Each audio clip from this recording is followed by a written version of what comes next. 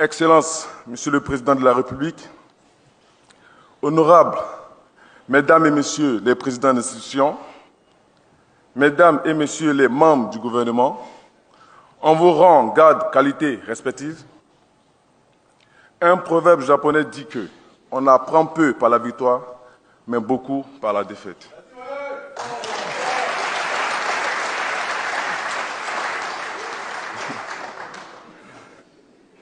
Et nous avons énormément appris au soir du 29 janvier, où nous perdions contre la Guinée équatoriale. La chose la plus forte, la plus difficile que nous ayons apprise, c'est que nous étions seuls face à notre destin. Nous étions pris entre le choc de la défaite et celui de la colère de nos supporters. En dehors de nos familles, tout le monde nous avait tourné le dos.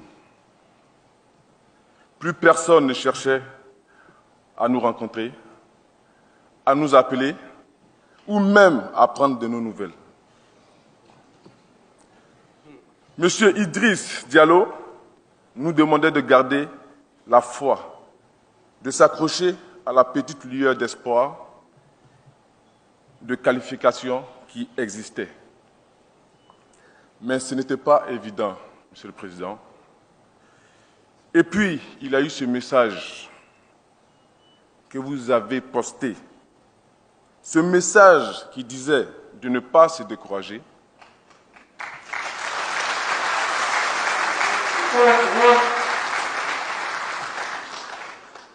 Et que vous aviez la certitude que la Côte d'Ivoire aura la CAN une troisième fois très bientôt.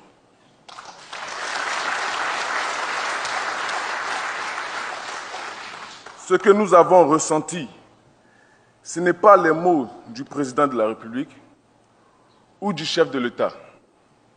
C'était les mots d'un père aimant qui donne de la confiance parce qu'il fait confiance.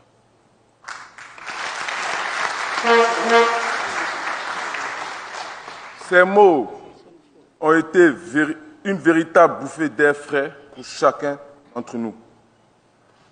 Dans notre langage, on dit que vous avez créé quelque chose.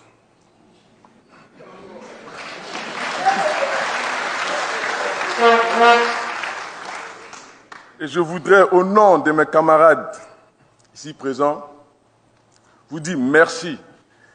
Merci pour ce que vous avez dit et pour le moment que vous avez choisi pour le dire.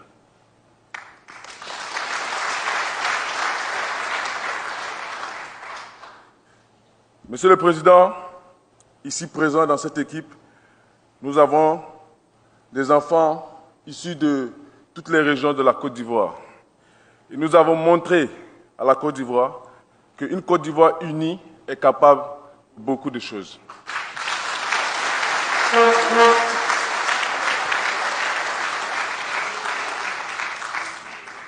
Excellences, Monsieur le Président de la République, dans l'histoire de cette CAN, il y a plusieurs petites histoires. Vous connaissez celle de Haller, d'Adingra, de Kessié, de Aurier, du coach Faye, peut-être moins les histoires d'Evan Ndika, de Seko, de Nicolas, de Oumar, de Seri. Mais celle que nous avons tous en commun, c'est l'histoire d'un groupe de joueurs, d'encadreurs, staff technique, fédération, qui se sont retrouvés au fond d'un gouffre. Un groupe d'hommes et de femmes qui ont appris que pour assumer leur destin, pour faire face à leurs responsabilités, ils devaient compter sur les autres.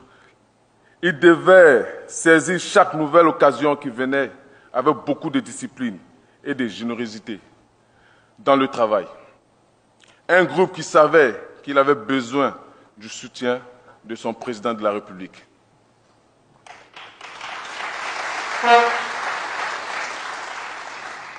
Monsieur le Président, vous avez créé quelque chose de fort en nous.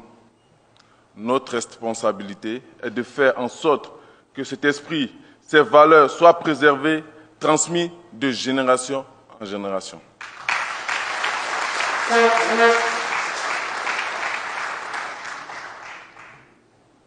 C'est un héritage.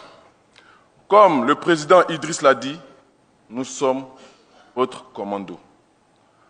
À vos ordres pour la prochaine mission, nous vous remercions.